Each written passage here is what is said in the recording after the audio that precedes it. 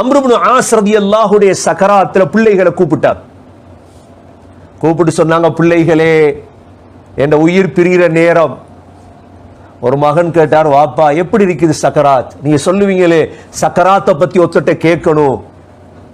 சொன்னார், மகனே, ஒரு ஊசிட ஓட்டைக்குள் என்ன நுழைன்னு சொல்லப்படுது. எப்படி நுழைகிறதுனா, வானம் எனக்கு கீழே விழுறது போல இருக்குது மகனே அப்படின்ட்டு பிள்ளைகளை பார்த்து சொன்னார், பிள்ளைகளே, என்னுடைய ஜனாசாவை அடக்கினா நீங்க ஓடிடாதீ. என்ன சொல்லி கொடுக்கிறார்? என் ஜனாசாவை அடக்கினா நீங்க ஓடிடாதீங்க. என்னுடைய கபர் அடிய ஒரு ஒட்டகம் அறுத்து பங்குற நேரம் அளவுக்கு என்ற கபர் அடிய நில்லுங்க. ஒரு ஒட்டகம் அறுத்து பங்குறது எவ்வளவு நேரம் பிடிக்கும்? ஒரு மாடு அறுத்து பங்குறது எவ்வளவு நேரம் பிடிக்கும்? குறைஞ்சது 3 மணித்தியாலும் பிடிக்கும். என்ன பிள்ளைகளை மற்றவங்க போயிடுவாங்க, மற்றவங்க பிஸியில வருவாங்க, 1000 வேலையில வருவாங்க, கபருஸ்தானுக்கு வரமாட்டாங்க சில நேரம்.